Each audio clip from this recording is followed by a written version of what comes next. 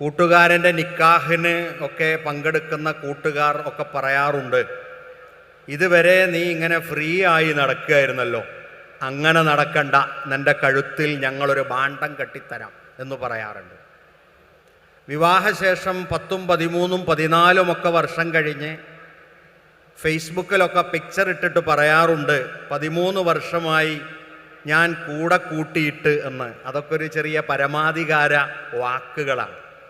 ചിലർ പറയാറുണ്ട് എൻ്റെ ജീവിതത്തിലേക്ക് കടന്നു വന്നിട്ട് എന്നൊക്കെ. പക്ഷേ ഇതൊരു മഹത്തായ ഉത്തരവാദിത്തമാണ്. നിങ്ങൾ നിർവഹിക്കുന്ന എന്ന് പറഞ്ഞാൽ ഇതുവരെ വിജയിച്ച ബന്ധത്തെക്കുറിച്ചാണ് നമ്മളിവിടെ സംസാരിക്കുന്നത്. തകർന്നുപോയ അല്ലെങ്കിൽ തരിപ്പണമാകുമെന്ന് ഭയപ്പെടുന്ന ഒരു ബന്ധത്തെക്കുറിച്ചല്ല. ലക്ഷ്യം മറക്കുമ്പോഴാണ് പരാജയം സംഭവിക്കുക. കാരണം ഒരു പുഴയുടെ തുടക്കം, ഒരു കിണറിൻ്റെ തുടക്കം, ഒരു പുഴയുടെ തുടക്കം, അല്ലെങ്കിൽ ഒരു തോട്ടം, അതൊക്കെ ആദ്യം നല്ലതായിരിക്കും. പിന്നെ അവസാനമാകുമ്പോഴേക്കാണ് അതിൽ ചളിയും അതുപോലെ തന്നെ വഴുപ്പുമൊക്കെ അടുക്കുക. നമ്മൾ ഇതുപോലെ ദാമ്പത്തിക ജീവിതം തുടങ്ങുമ്പോൾ വലിയ പ്രശ്നങ്ങളൊന്നും ഉണ്ടാവില്ല. വളരെ സുന്ദരമാണ്, ഞാൻ നീയാണ്, നീ ഞാനാണ്, രണ്ടാളും ഒന്നാണ് എന്നൊക്കെ പറഞ്ഞാണ് തുടങ്ങുക. പക്ഷേ പിന്നീട് എല്ലാവർക്കും ഭാരമായി തീരുന്ന രൂപത്തിലായി മാറാറുണ്ട്. എന്താണ് ഇതിൻ്റെ പ്രശ്നം? ഒന്ന്, ദീനും പരലോകവുമാണ് നമ്മുടെ ലക്ഷ്യം. നമ്മളുടെ ലക്ഷ്യം എന്താണ്? ദീനും പരലോകവുമാണ്. അടിച്ചുപൊളിക്കലാണ് ജീവിതം എന്ന് കണക്കാക്കി 2 വർഷം കൊണ്ട് ഊട്ടിയും മൈസൂരും കുളുവും മണാലിയും ഒക്കെ പോയി അവസാനം ഇനി എന്താണ് എന്ന് അന്വേഷിച്ച് പിരിഞ്ഞു പോകുന്നവരുണ്ട്. എന്നാൽ അടിപൊളിയല്ല ഇസ്ലാം ആഗ്രഹിക്കുന്നത്, അടിപൊളിയാതിരിക്കലാണ്. നമ്മുടെ ജീവിതത്തിന് വലിയ ഒരു സെറ്റപ്പ് ഉണ്ട്. അതുകൊണ്ടാണ് നിങ്ങളിവിടെ ഒത്തൊരുമിച്ച് വന്നിട്ടുള്ളത്. ഞാനൊരു ചായ കുടിക്കാൻ വേണ്ടി തൊട്ടപ്പുറത്തുള്ള പവലിനിയിൽ പോയി. അവിടെ ചെന്ന സമയത്ത് നമ്മളിവിടെ സംസാരിക്കുന്ന കുടുംബകാര്യത്തെക്കുറിച്ച് പറയുന്നത് പോലെ അവിടെയൊക്കെ കുടുംബങ്ങളാണ് വരുന്നത്. അച്ഛനുണ്ട്, അമ്മയുണ്ട്, മക്കളുണ്ട്, ഭാര്യയുണ്ട്, ഭർത്താവുണ്ട്, എല്ലാവരും ഒന്നിച്ചിരുന്ന് ഭക്ഷണം കഴിക്കുകയാണ്. അപ്പോൾ ലോകത്തിനറിയാം ഭാര്യയും ഭർത്താവും ബന്ധങ്ങളുമൊക്കെയാണ് പ്രധാനമെന്ന്. നമ്മെ സംബന്ധിച്ചിടത്തോളം ഏതാണ് നമ്മുടെ യഥാർത്ഥമായ മാർഗം? അത് രാജപാതയാണ്. ഇസ്ലാം എന്ന രാജപാതയിലൂടെയാണ് നമ്മൾ സഞ്ചരിക്കുന്നത്. ഇന്നദ്ദീന ഇൻദല്ലാഹിൽ ഇസ്ലാം. അള്ളാഹുവിൻ്റെ അടുക്കൽ മതമായി ഉള്ളത്, ചിട്ടയായി ഉള്ളത് ഇസ്ലാമാണ്. വമൻ യബ്തഗി ഗൈറൽ ഇസ്ലാം ദീന ഫലൻ യുഖ്ബല മിൻഹു വഹുവ ഫിൽ ആഖിറതി മിനൽ ഖാസിരീൻ. നമ്മൾ നഷ്ടകാരുടെ കൂട്ടത്തിലാണ്. ഞങ്ങൾ കൂടെ പഠിച്ചതായിരുന്നു, കൂടെയായിരുന്നു MD ചെയ്തിരുന്നത്, ഒരു ബെഞ്ചിലായിരുന്നു ഇരുന്നിരുന്നത്, ഒരു കാറിലാണ് യാത്ര ചെയ്തിരുന്നത്. അതൊന്നുമല്ല അവിടെ നോക്കുന്നത്. നമ്മളുടെ ഭക്തി എന്താണ്, മതം എന്താണ്, നിയമം എന്താണ്? അപ്പോഴാണ് നമുക്ക് ബർക്കത്ത് കിട്ടുക. ഏതെങ്കിലും ഒരു സംഘത്തിലോ സംഘടനയിലോ ഒക്കെ ആയി ഞങ്ങൾ ഒരുമിച്ചായിരുന്നു, അതുകൊണ്ട് ഞങ്ങളങ്ങനെ തീരുമാനിച്ചു ജീവിക്കാൻ എന്നൊന്നുമല്ല. വമൻ യബ്തഗി ഗൈറൽ ഇസ്ലാമ ദീന. ദീൻ ഇസ്ലാം അല്ലാത്ത ഒന്നിനെ തെരഞ്ഞെടുത്താൽ അവൻ പാരത്രിക ലോകത്ത് നഷ്ടക്കാരനാണ്. നമുക്ക് ഈ പഠിപ്പിക്കുന്ന മതം ഒരു ശല്യമാണോ? ഒരു ഏതെങ്കിലും തരത്തിലുള്ള ഒരു വക്രമാണോ? അല്ല, മതം നേരെയുള്ളതാണ്. കാരണം ഫഅഖിം വജ്ഹക ലിദ്ദീനി ഹനീഫ ഫിത്രത്തുല്ലാഹില്ലതി ഫതറന്നാസ അലൈഹ. അല്ലാഹു പ്രകൃതിദത്തമായൊരു മതമാണ് നമുക്ക് നൽകിയിട്ടുള്ളത്. മനുഷ്യർ മാത്രമല്ല ജനിക്കുന്നത്. ആന പ്രസവിക്കുന്നുണ്ട്, പട്ടി പ്രസവിക്കുന്നുണ്ട്, പൂച്ച പ്രസവിക്കുന്നുണ്ട്. അവരൊക്കെ തങ്ങളുടെ മക്കളെ പരിപാലിക്കാറുണ്ട്. അവരുടെ വിവാഹങ്ങളില്ല. പക്ഷേ നാം ഓർക്കുക, മനുഷ്യൻ അങ്ങനെയല്ല. ഇദാ ജാഅക്കും മൻ തർലൗന ദീനഹു വഖുലുഖഹു ഫസവ്വിജൂഹു ഇല്ലാ തഫ്അലു തകുൻ ഫിത്ന ഫിൽ അർദ് വഫസാദുൻ അരിയൽ, വളരെ വ്യക്തമായ ഒരു വിപത്തുണ്ടാകുമെന്നാണ്. ദീൻ നോക്കുക. ഭാര്യ, ഒരു പെൺകുട്ടി വിവാഹപ്രായമെത്തിയാൽ അവളുടെ ഉപ്പയും ഉമ്മയും അവളെ ഒരുക്കുകയാണ്. എന്തിനാണ് ഒരുക്കുന്നത്? അവൾക്കൊരു സഖി, ഒരു പുതുമാരൻ വേണം. ഒരു പുതുമാരനെ സംബന്ധിച്ചൊരു പുതുനാരി വേണം. പുതുനാരിയെയാണ് വേണ്ടത്, പുതുനരിയല്ല. ഒരു പുതുമാരനാണ്. കാരണം അവളെ നോക്കണം, പരിപാലിക്കണം, സംരക്ഷിക്കണം. അല്ലേ? ഒരാൾ കാണാൻ വരുന്നു, പെൺകുട്ടിയുടെ അടുത്ത് വന്നിട്ട് പറഞ്ഞു, ഉപ്പ, ആ കൂസന്താടിയൊക്കെ വെച്ച് ഒരു മുറിയമ്പേൻ്റെ കെട്ട ഒരുത്തനെയാണോ എനിക്ക് കൊണ്ടുവന്നിട്ടുള്ളത്? നിങ്ങളാരും അങ്ങനെ ചോദിച്ചിട്ടില്ല. അത് അയാളുടെ ഭക്തിയുടെ ആഴമാണ്, അയാളുടെ വസ്ത്രത്തിൻ്റെ മാന്യതയാണ്. അതിനർത്ഥം അയാൾ മതഭക്തനാണ് എന്നാണ്. കാണാൻ ചെന്നപ്പോൾ മുഖമക്കനയിട്ട് നാണം കുടുങ്ങി ഒരു റൂമിൽ നിന്ന പെൺകുട്ടിയെ കണ്ട് പെങ്ങളോട് വന്നു പറഞ്ഞു, ഒരു ലിബറലൈസ് അല്ലാത്ത ഒരു നാണം കുടുങ്ങിയ ഈ വീട്ടിലേക്ക് കൊണ്ടുവന്നാൽ എനിക്കെന്ത് ദാമ്പത്തിക ജീവിതം?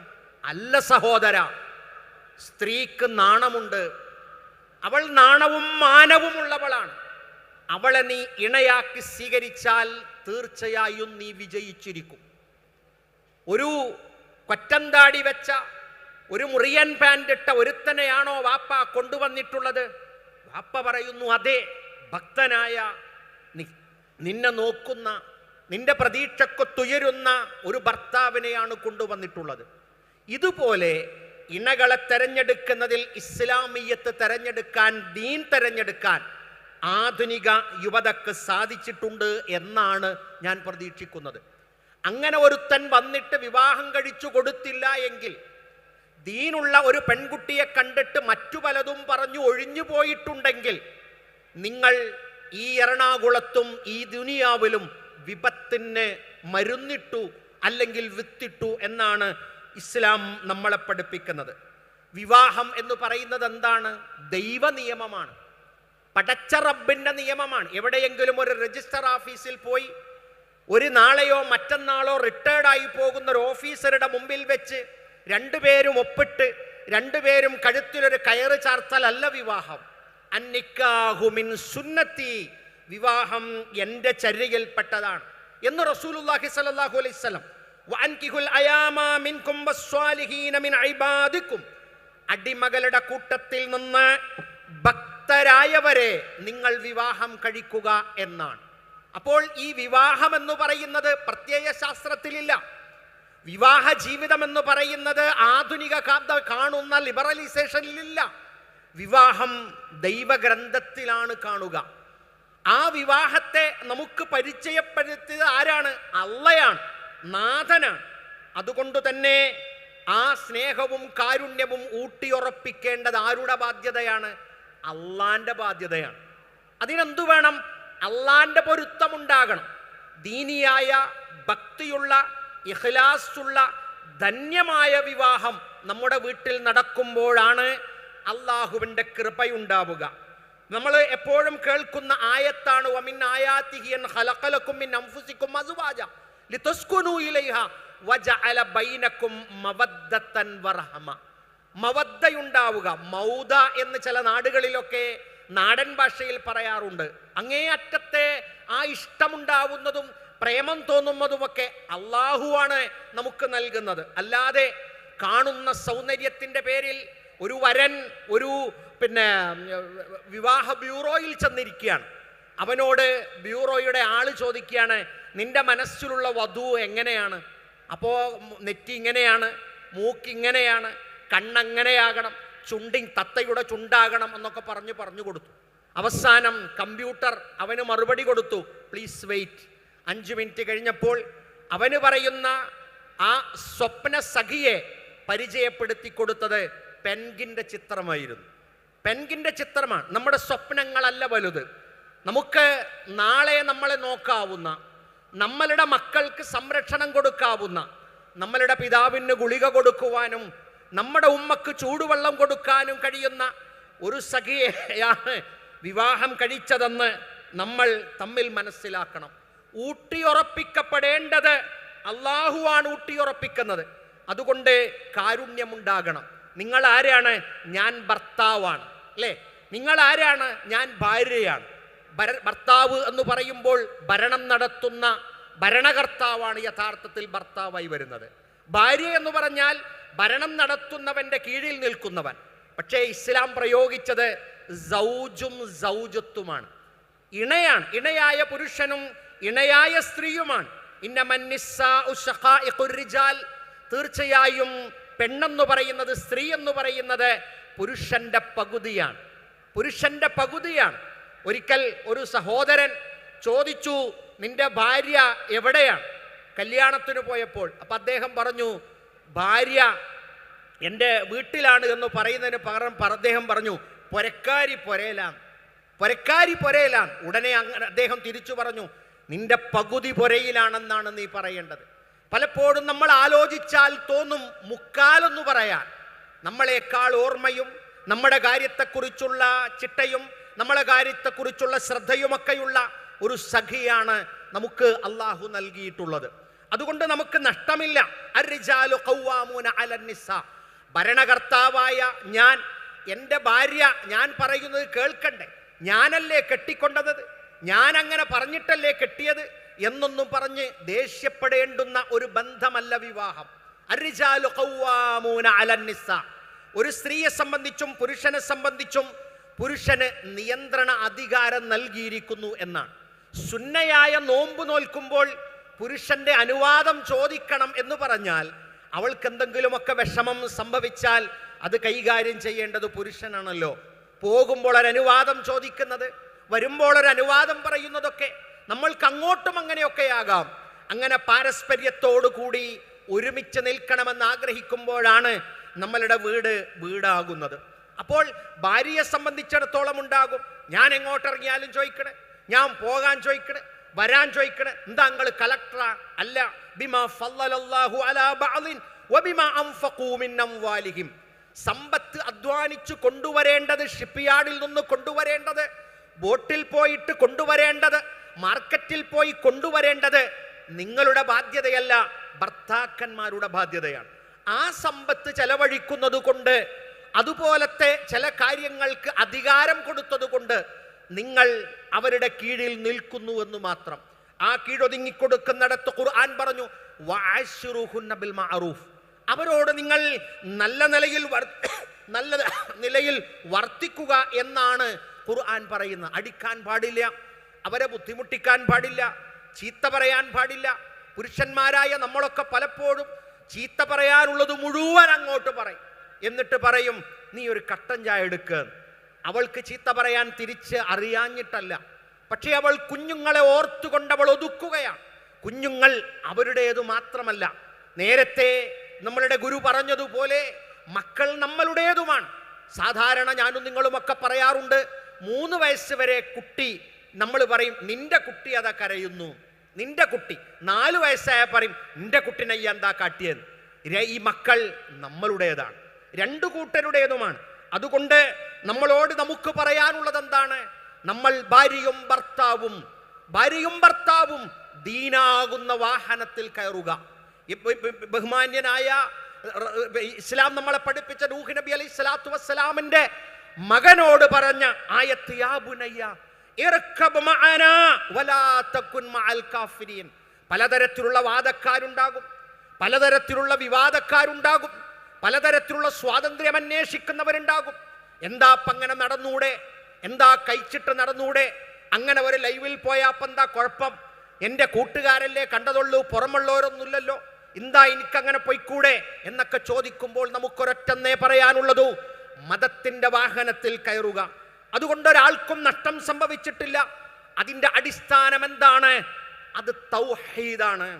ഏകനായ റബ്ബിനെ ആരാധിക്കുവാനും ഏകനായ സൃഷ്ടാവിനോട് മാത്രം വിളിച്ചു പ്രാർത്ഥിക്കുവാനുമുള്ള നമ്മളുടെ ആ സ്വാതന്ത്ര്യമുണ്ടല്ലോ, അത് ചെറുപ്പത്തിൽ കിട്ടിയവരാണ് കൊച്ചിയും എറണാകുളവും മുവഹിദുകളുടെ കുടുംബം എല്ലാവരും.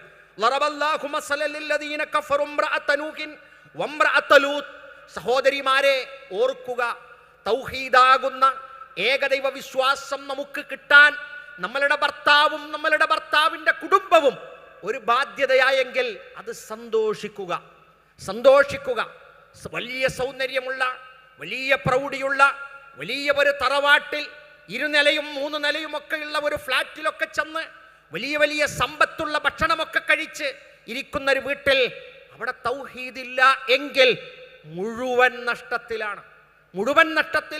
ചെറിയ ഒരു കൂരയിൽ ഒരു ദിവസക്കൂലിക്ക് പണിയെടുക്കുന്ന ഒരു ഭർത്താവിൻ്റെ കീഴിൽ വേണ്ട വസ്ത്രങ്ങളൊക്കെ പകുതി വാങ്ങിത്തരുന്ന, ചെറുക്കിടെ ഭക്ഷണങ്ങളൊക്കെ വേണ്ട വിധമാക്കി തരുന്ന ഒരു പാവപ്പെട്ടവന്റെ കൂടെയാണ് നമ്മൾ ജീവിക്കുന്നതെങ്കിലും ലൂത്ത് നബി അലൈഹി സ്വലാത്തു വസ്സലാമിൻ്റെയും നൂഹ് നബി അലൈഹി സ്വലാത്തു വസ്സലാമിൻ്റെയും ഭാര്യമാരുടെ ഓർമ്മ നമുക്ക് ഖുർആൻ പറഞ്ഞു തരുന്നു. സ്വാലിഹായ 2 പുരുഷന്മാരുടെ കീഴിലായിരുന്നു അവര്. പക്ഷേ ഫലം യുഗ്നിയ അൻഹുമാ മിനല്ലാഹി ശൈഅ, അവർക്കൊന്നും ഉപകരിച്ചില്ല. ദീനുള്ള ഭർത്താവായ ലൂത്ത് നബി അലൈഹി സ്വലാത്തു വസ്സലാമിൻ്റെയും ദീനുള്ള ഭർത്താവായ നൂഹ് നബി അലൈഹി സ്വലാത്തു വസ്സലാമിൻ്റെയും സഖിമാർക്ക് അതൊന്നും അവർക്ക് ഉപകരിച്ചില്ല. കാരണം ദീനുള്ള വീട്ടിൽ നിന്ന് അവരിറങ്ങിപ്പോയി എന്നതാണ്. ആരാധനകളുടെ ചിട്ട നമ്മളുടെ ദൈനംദിനമാണ്. സുബഹിക്കെഴുന്നേൽ അല്ലാഹു അക്ബർ അല്ലാഹു അക്ബർ, സുബഹിക്ക് നമ്മളെ വിളിക്കുകയാണ്. നമ്മളുടെ രാവിലത്തെ സമയം അവിടെ തുടങ്ങുകയാണ്. നമുക്ക് ഉച്ചയെ ഓർമ്മപ്പെടുത്താനുള്ള ആരാധന, അസ്റിനെ ഓർമ്മപ്പെടുത്തുന്ന ആരാധന, മഗ്രിബ് ഇശ, ഇന്ന് 5 നേരത്തെ ആരാധനകൾ നിർവഹിച്ചിരിക്കുന്നു. പലപ്പോഴും മറ്റു മതത്തിലുള്ള അനുയായികൾ പറയാറുണ്ട്, നിങ്ങൾക്ക് നിങ്ങളുടെ പടച്ചവന്റെ മുമ്പിൽ എപ്പോഴും കുമ്പിടാം, ഞങ്ങൾക്ക് പലപ്പോഴും ആഴ്ചയിലൊരിക്കലോ മാസത്തിലൊരിക്കലോ ഒക്കെ ഉള്ളൂ. നമ്മൾ അതിൽ അനുഭൂതി ഉണ്ടാവും. ഒരു കട്ടിലിൽ ഒരുമിച്ച് കിടന്ന് ഒരു രാത്രി മുഴുവൻ ഉറങ്ങിയിട്ടും ഒരുപോലെ കഴിഞ്ഞിട്ടും പരസ്പരം ദീൻ ഉപദേശിക്കാൻ നമുക്ക് കഴിഞ്ഞില്ലെങ്കിൽ, തട്ടമിടാത്ത ഭാര്യയോട് മോളെ നീ തട്ടമിടണമെന്ന് പറയാൻ, ആരാധന ചെയ്യാത്ത ഭർത്താവിനോട് നിങ്ങൾ എന്താണ് ആരാധന ചെയ്യാത്തതെന്ന്, ഒരുമിച്ച് കിടന്നിട്ടും ഒരുമിച്ചുറങ്ങിയിട്ടും ഒരുമിച്ചെഴുന്നേറ്റിട്ടും ഒരു കട്ടിലിൽ കിടന്നിട്ടും ഇതുവരെ പറയാൻ ഒരു മൗലവിയെയോ ഒരു കൗൺസിലറെയോ കാത്തു നിൽക്കേണ്ടതില്ല. എൻ്റെ ഭാര്യ എന്നോട് പറയുമ്പോൾ ഞാനത് കേൾക്കാൻ ബാധ്യസ്ഥനാണ്. ഭർത്താവ് നമ്മളോട് പറയാണ്, നീ ഇങ്ങനെയായാൽ പോരാ, ദീനിയായി ഒന്നുകൂടി സജീവമാകണം, അത് കേൾക്കാൻ ആങ്ങളെ തെരഞ്ഞു പോകണ്ട. നമ്മൾ പരസ്പരം ഉപദേശിക്കുന്നവരാണ്. ആ ഒരു മനസ്സിലാക്കിയാൽ നമുക്കത് സ്വർഗമാണ്. നമുക്ക് മനസ്സിലായില്ലെങ്കിൽ നമുക്ക് നരകമാണ്. കാരണം പരിശുദ്ധ ഖുർആനിലെ സൂറത്തുൽ ബഖറയിൽ വിവാഹത്തെക്കുറിച്ചുള്ള ആയത്തുകൾ ഒരുപാട് എടുത്തു പറഞ്ഞിട്ട് പിന്നീട് പറയുന്നത് ഹാഫിളു അലസ് സ്വലവാത്ത്, നിസ്കാരത്തിൽ ശ്രദ്ധയൂന്നുക, സൂക്ഷ്മത പുലർത്തുക, നിലനിർത്തുക. പ്രത്യേകിച്ച് മധ്യമ നമസ്കാരം ഭക്തരായി നിർവഹിക്കണം കേട്ടോ. 5 വക്ത് നിസ്കരിക്കുന്ന ഭർത്താവാണ് എന്റേത്, 5 വക്ത് നിസ്കരിക്കുന്ന ഭാര്യയാണ് എൻ്റെ ഭാര്യ എന്നൊരു കുടുംബത്തിൽ പറയാൻ കഴിയുമ്പോൾ പ്രവാചകൻ സല്ലല്ലാഹു അലൈഹി വസല്ലം പറഞ്ഞു, നിസ്കാരം ഒരു വെളിച്ചമാണ്, നിസ്കാരം ഒരു നൂറാണ്. തപ്പിത്തടയുന്ന ഈ ലോകത്തും ചൂടേറ്റ് കിടക്കുന്ന പരലോകത്തും ഒരു വെളിച്ചമാകുന്ന ആരാധന ഭാര്യയും ഭർത്താവും നിലനിർത്തണം. ജുമുഅ നമ്മുടെ ജീവിതത്തിൽ ഒരുമിച്ചുണ്ടാകണം. ജുമുഅ വെള്ളിയാഴ്ച എന്ന് പറഞ്ഞാൽ ഇറച്ചി വാങ്ങാത്തവൻ ദീനുൽ ഇസ്ലാം എന്ന് പുറത്താണ് എന്നാണ് ധാരണ. പക്ഷേ ആ ഇറച്ചി തിന്നാൻ ആർക്കാണ് അർഹതയുള്ളത്? ജുമുഅക്ക് പങ്കെടുത്തവനാണ്. ജുമുഅ ജമാഅത്തുകളിൽ പങ്കെടുക്കാൻ, ദീനിയായ കാര്യങ്ങളിൽ പങ്കെടുക്കാൻ നമുക്ക് സാധിക്കണം. വസ്ത്രം ഒരു സംസ്കാരമാണ്. നമ്മളുടെ എഴുത്തുകാരിയായ ബഹുമാന്യായ മഹദിയോട് പത്രപ്രവർത്തകൻ ചോദിച്ചു, നിങ്ങൾക്ക് സ്വാതന്ത്ര്യം വേണ്ടേ? നിങ്ങൾ ഈ പർദ്ദയൊക്കെ ഇട്ട് ഒരു സുറയ്യയായി എന്തിനാണ് ഇരിക്കുന്നത്? നിങ്ങൾക്ക് കാറ്റുകൊള്ളണ്ടേ? നിങ്ങൾക്ക് ശ്വാസം കിട്ടണ്ടേ? ആ വന്ന പത്രപ്രവർത്തകനോട് കഴുത്തിൽ ടൈ കെട്ടി കഴുത്തിലെ കുടുക്കിട്ട് ഊരാ കുടുക്കിട്ട തവളയെപ്പോലെ ഇരിക്കുന്ന പത്രപ്രവർത്തകനോട് ചോദിച്ചു, നിനക്ക് വേണ്ടേ ശ്വാസം? എനിക്ക് മാത്രം മതിയോ? നിന്റെ ശ്വാസവും നിന്റെ സ്വാതന്ത്ര്യവും ഒക്കെ ഈ വസ്ത്രം കളഞ്ഞിട്ടില്ലെങ്കിൽ ഞാൻ തലയിൽ ഒരു തട്ടമിട്ടാൽ എൻ്റെ സ്വാതന്ത്ര്യത്തെ തടുക്കുകയല്ല ചെയ്തത്, എൻ്റെ സ്വാതന്ത്ര്യത്തെ ഞാൻ അനുഭവിക്കുകയാണ് ചെയ്തത്. വസ്ത്രം ഒരു മാന്യതയാണ്. യാ ബുനയ്യ ഖദ് അൻസൽനാ അലൈക്കും ലിബാസൻ യുവാരി സൗആതിക്കും വരീശ. വസ്ത്രം നമുക്കൊരു സുരക്ഷിതത്വമാണ്. വസ്ത്രം നമുക്കൊരു അലങ്കാരമാണ്. നമ്മളുടെ ഭർത്താവ് മുഖമക്കര വാങ്ങിത്തരികയും അതിടാൻ പറഞ്ഞിട്ടിടാതിരിക്കുകയും ചെയ്താൽ ആ വസ്ത്രം ധരിക്കാത്ത നമ്മളുടെ തലയിലെ മുടി നാളെ കരിച്ചു തന്നാൽ അത് സഹിക്കാൻ നമുക്കാകില്ല. നിലത്തുകൂടെ വസ്ത്രം ധരിച്ച് നടന്ന് മക്കളോട് സതുപദേശം നടത്തുന്ന ഒരു പിതാവാണ് ഞാനെങ്കിൽ ആ മക്കളോട് നരകത്തെക്കുറിച്ച് പറയാൻ എനിക്ക് അവകാശമില്ല. ടൈറ്റുള്ള ജീൻസ് ഇട്ട് വൈകുന്നേരം അത് ഊരിയെടുക്കാൻ ഭാര്യയെ വിളിച്ച് ഇതൊന്ന് വലിച്ചൂരു എന്ന് പറയുന്ന ഒരു ഭർത്താവാണ് ഞാനെങ്കിൽ അവളോട് വസ്ത്രത്തിന്റെ മാന്യതയെക്കുറിച്ച് പറയാൻ എനിക്ക് അവകാശമില്ല. ശരീരത്തിൽ ഒട്ടിച്ചേരാത്ത രൂപത്തിലുള്ള വസ്ത്രം ധരിക്കുകയും മാന്യമായ വസ്ത്രം ധരിക്കുകയും ആ വസ്ത്രം നമ്മളുടെ സംസ്കൃതി മുട്ടേ ഉള്ളൂ. പക്ഷേ സ്വന്തം സഖിയോട് നല്ല നിലയിൽ വർത്തിക്കാൻ അവനാണ് ഏറ്റവും ഉത്തമൻ. ഏറ്റവും മാന്യൻ മാത്രമേ ഭാര്യ ആദരിക്കാൻ കഴിയുള്ളൂ. ഏറ്റവും മാന്യനായ മനുഷ്യനെ ഭാര്യ ആദരിക്കാൻ കഴിയുള്ളൂ. ഏറ്റവും വൃത്തികെട്ടവൻ ഭാര്യയെ നൊന്നിക്കും. എടി പോടി ചെകുത്താനെ ഇറങ്ങു പുറത്ത്, നിന്നെ ഇവിടെ വേണ്ട. നമ്മുടെ ഓർക്കാട്ടേരിയിൽ ഒരു പെൺകുട്ടി ആത്മഹത്യ ചെയ്തു. പെൺകുട്ടി ആത്മഹത്യ ചെയ്തു. ആത്മഹത്യക്ക് മുമ്പ് ലൈവ് ഇട്ട് അവൾ 9 വയസ്സായ പെൺകുട്ടി കൂടെ ഓടിയിട്ട് പോലും അവളുടെ മനസ്സിന്റെ വിഷമത്തെ തടുക്കാനായില്ല. അപകടങ്ങളും വിപത്തും ചെയ്യാതിരിക്കുക. നമ്മൾ ഓർക്കുക, നമ്മളുടെ പിതാവിന്റെ വാത്സല്യം കൊടുക്കുവാനും ഒരു ഇക്കയുടെ കരുതൽ കൊടുക്കുവാനും ഒരു കുഞ്ഞിന്റെ കുസൃതി കാണിക്കുവാനും ഒരു സുഹൃത്തിന്റെ സൗഹൃദം പങ്കുവെക്കുവാനും ഒരു പങ്കാളിയുടെ അധികാരവും ഒരു ഭർത്താവിന് ഭാര്യയോട് കൊടുക്കാനായാൽ അവൾ സംതൃപ്തയാകും. എനിക്ക് നല്ല സന്തോഷമാണ്, ഞാൻ നല്ല സുഖമാണ്, ഇവിടെ എന്നും ഇവിടെ മന്തിയാണ്, എന്നും ഇവിടെ മജ്ബൂസാണ്. എൻ്റെ ആരാധനകളോ ഓത്തോ നിസ്കാരമോ അതൊന്നും ഒരു വിഷയമല്ല. അല്ല, ഇതെല്ലാം നോക്കിത്തരുന്ന ഒരു ഭർത്താവുണ്ടല്ലോ നമുക്ക്. ആ വീട്ടിൽ വരുമ്പോൾ ഒന്ന് സന്തോഷിപ്പിക്കാൻ, വീട്ടിൽ വരുമ്പോൾ ഒന്ന് കാണാൻ, വീട്ടിൽ വരുമ്പോൾ ഒന്ന് സംസാരിക്കാൻ സാധിച്ചില്ലെങ്കിൽ റസൂലുള്ള പറഞ്ഞില്ലേ, ഭൂമുഖത്തൊരു സിട്ടിയുടെ മുമ്പിൽ സുജൂദ് ചെയ്യാൻ കൽപ്പിക്കുമായിരുന്നുവെങ്കിൽ ഭർത്താവിനോട് ഭാര്യയുടെ മുമ്പിൽ മലമ്പാതകൾ താണ്ടി, മൂന്നാർക്ക് ടൂർ പോയിട്ടല്ല, മലമ്പാതകൾ താണ്ടി കടലിനോട് മല്ലിട്ട് പണം കൊണ്ടുവന്ന് മക്കളെ പോറ്റുന്ന പിതാക്കളുടെ കഷ്ടപ്പാട് അറിയാതെ പോകരുത്. പ്രവാസ ജീവിതം നയിക്കുന്നവൻ 3 കട്ടിലാണ് കിടക്കുന്നത്. ഉയരമുള്ള കട്ടിൽ, മുകളിൽ പാകിസ്ഥാനി, താഴെ ഇന്ത്യക്കാരൻ, അതിന്റെ താഴെ ശ്രീലങ്കക്കാരൻ. എന്തേ ഇവിടെ തേക്കിന്റെ കട്ടിൽ കരഞ്ഞു പോകുമ്പോൾ, കൊട്ടാരം പണിയുമ്പോൾ അവരത് ഓർക്കാത്തത്? മക്കൾ സുഖമായിട്ട് കിടക്കട്ടെ, ഭാര്യ സുഖമായിട്ട് കിടക്കട്ടെ. എന്തേ അത്ര കഷ്ടപ്പെട്ടുണ്ടാക്കുന്ന പണത്തെ മറന്നുകൊണ്ട് ഭർത്താവിനെ ഇട്ടേച്ച് ഭർത്താവ് വാങ്ങിത്തന്ന കാറും ഭർത്താവ് വാങ്ങിത്തന്ന ഫ്ലാറ്റും സ്വന്തമാക്കി കാമുകന്റെ കൂടെ ഇറങ്ങിപ്പോകേണ്ടവരല്ല നമ്മൾ. കാരണം സുജൂദ് ചെയ്യേണ്ടി വന്നിട്ടില്ല എന്നത് സത്യമാണ്. എന്നാൽ ആധുനിക എന്ന് പറയുന്നത് ഇതൊന്നുമില്ലാത്ത ഒരു കാലമാണ്. ഇതൊന്നും ഇവിടെ വേണ്ട അല്ലേ? We want a revolution, friction, we want liberalisation. Baggy ജീൻസും ടോപ്പും അണിഞ്ഞ് ടൗണിൽ ഞങ്ങൾ ചെത്തി നടക്കും. കാമം മതി ഇനി വേണ്ട, കല്യാണങ്ങൾ വേണ്ട, തൊട്ടിലു വേണ്ട, താരാട്ടന്തിന് കുട്ടികളും ഇനി വേണ്ട. പാറി നടക്കും പറവകളൊന്നും വേളി കഴിക്കാറില്ല. ഒത്തുകഴിഞ്ഞ് മടുത്താൽ പിന്നെ ഗുഡ് ബൈ ചൊല്ലിപ്പിരിയാം. നമ്മുടെ മക്കളൊക്കെ ചൊല്ലി നടക്കുന്ന, എഞ്ചിനീയറിംഗ് കഴിഞ്ഞു കല്യാണം വേണ്ട അല്ലേ, MBBS കഴിഞ്ഞു കല്യാണം വേണ്ട, എന്താ ഒക്കെ ഇങ്ങനെ നടക്കുക ഞങ്ങള്, എന്നിട്ട് ഗുഡ് ബൈ ചൊല്ലിപ്പിരിയാം. വിവാഹ ബന്ധത്തെക്കുറിച്ച് പറഞ്ഞു കൊടുക്കണം, ദാമ്പത്തിക ബന്ധത്തെക്കുറിച്ച് പറഞ്ഞു കൊടുക്കണം. ലൈംഗികതയല്ല ജീവിതം, ലൈംഗികതയല്ല ജീവിതം. ലക്ഷ്യം ഒരു പ്രധാന ഘടകമായി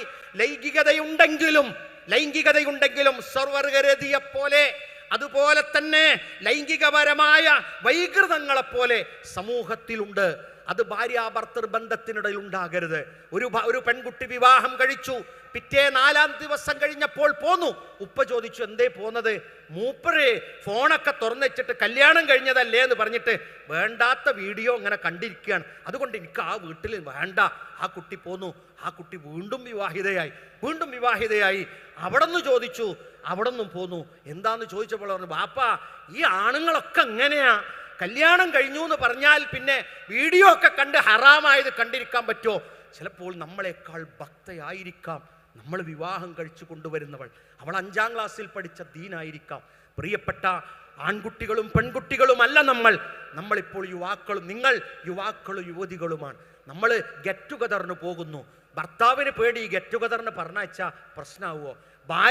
ഒരു ഭാര്യ ഗെറ്റ് ടുഗദറിന് പോകുമ്പോൾ ഭർത്താവിന് ഇഡ്ഡലിയും ദോശയും ചട്ടിനിയും ഒക്കെ ഒന്നായിട്ട് ഒഴിച്ചു കൊടുക്കുന്നുണ്ട്. ഇട്ട് തിന്നോളി. അപ്പോൾ ഭർത്താവ് ചോദിച്ചു, ഇതുവരെ ഇല്ലാത്തൊരു സ്നേഹം മോളെ എന്താ എനിക്ക് ഇന്ന്? അപ്പോൾ ഭാര്യ പറഞ്ഞോലോ, നിങ്ങൾ അവിടെ പോയി ഒപ്പം പഠിച്ചോലപ്പം ചാടാൻ പോവുകയല്ലേ, അതുകൊണ്ട് ചാടണ്ട, കുഴങ്ങിയട കുത്തിർന്നോട്ടെ. നമ്മളെയൊക്കെ പേടിക്കുന്നുണ്ട് ഇവര്.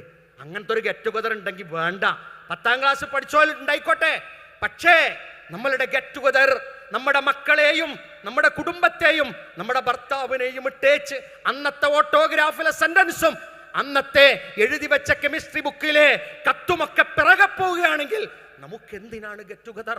നമുക്ക് നാളെ പരലോകത്ത് നമ്മുടെ ഭർത്താവിൻ്റെ കൂടെ പരലോകത്തൊത്തുകൂടാനുള്ള ഗെറ്റ് ടുഗദറിനെ കുറിച്ച് ചിന്തിക്കാം. ഞാൻ അവസാനിപ്പിക്കുകയാണ്. ഇന്നൽ മുസ്ലിമീൻ, മുസ്ലിമാവുക, വൽ മുസ്ലിമാത്ത്, മുസ്ലിമത്തായ പെണ്ണാവുക, വൽ മുഅ്മിനീൻ, മുഅ്മിനായ ആണാവുക, വൽ മുഅ്മിനാത്ത്, വിശ്വാസിയായ വിശ്വാസിനിയാവുക, വൽ ഖാനിത്തീന, ഭക്തനായ പുരുഷനാവുക, വൽ ഖാനിത്താത്ത്, ഭക്തയായ സ്ത്രീയാവുക, വസ്വാദിഖീന, സത്യം പറയുന്ന പുരുഷനാവുക, സ്വസ്വാദിഖാത്ത്, സത്യം പറയുന്ന സ്ത്രീയാവുക, വസ്വാബിരീൻ, ക്ഷമിക്കുന്ന ഭർത്താവ്, വസ്വാബിറാത്ത്, ക്ഷമിക്കുന്ന ഭാര്യ, വൽ ഖാശിഈന, ഭക്തയായ പുരുഷൻ, വൽ ഖാശിആത്ത്, ഖുശൂ ഉള്ള ഭാര്യ, വൽ മുതസദ്ദിഖീന, ധർമ്മം ചെയ്യുന്ന ഭർത്താവ്, വൽ മുതസദ്ദിഖാത്ത്, ധർമ്മം ചെയ്യുന്ന പുരുഷൻ, വസ്വാഇമീന, നോമ്പ് നോൽക്കുന്ന ഭാര്യ, വസ്വാഇമാത്ത്, ഭർത്താവ്, വസ്വാഇമാത്ത്, നോമ്പ് നോൽക്കുന്ന ഭാര്യ, വൽ ഹാഫിളീന ഫുറൂജഹും, ലൈംഗിക വിശുദ്ധി കാത്തു സൂക്ഷിക്കുന്ന ഭർത്താവ്, വൽ ഹാഫിളാത്തു, അതുപോലെ ലൈംഗിക വിശുദ്ധി കാത്തു സൂക്ഷിക്കുന്ന സഹോദരി, വസ്സാകിരീന അല്ലാഹ കസീറ, അല്ലാഹനെ കൂടുതൽ ഓർക്കുന്ന ഭർത്താവ്, വസ്സാകിറാത്ത്, അല്ലാഹനെ കൂടുതൽ ഓർക്കുന്ന ഭാര്യ, അഅദ്ദല്ലാഹു ലഹും മഗ്ഫിറ വ അജ്റൻ അളീമാ, നിങ്ങൾക്ക് ഉത്തമമായ ഒരു സമ്മാനം അള്ളാഹു ഒരുക്കി വച്ചിരിക്കുന്നു, പാപമോചനവുമുണ്ട്. ആ ഒരു സമ്മാനം നമ്മൾ ചെല്ലുമ്പോൾ നമ്മൾ ഭാര്യയ്ക്കും ഭർത്താവിനും നമുക്ക് വാങ്ങാനും, നാളെ പരലോകത്തെത്തുമ്പോൾ നമ്മുടെ മക്കൾ നമ്മൾ അവിടുന്ന് പിക്ചർ എടുക്കട്ടെ, എൻ്റെ ഉപ്പയമ്മയെ ഒരുമിച്ച് ജീവിച്ചതാണ്, അതാണ് ഞങ്ങൾക്കിന്ന് കാണുന്നത്. അതുപോലെ നാളെ പാരത്രിക ലോകത്തൊത്തുകൂടാൻ അള്ളാഹു നമുക്കെല്ലാവർക്കും തൗഫീഖ് നൽകി അനുഗ്രഹിക്കുമാറാകട്ടെ. ഈ അവസരം നൽകിയ ISM സംസ്ഥാന കമ്മിറ്റിക്ക് നന്ദി അറിയിക്കുന്നു പ്രത്യേകമായി. അള്ളാഹു ഈ കുട്ടികളുടെ കഠിനാധ്വാനം അള്ളാഹു സ്വാലിഹായ ഒരു അമലായി സ്വീകരിക്കുമാറാകട്ടെ. വ ആഖിറു ദഅവാന അനിൽ ഹംദുലില്ലാഹി റബ്ബിൽ ആലമീൻ. അസ്സലാമു അലൈക്കും വറഹ്മത്തുള്ളാഹി വബറകാതുഹു.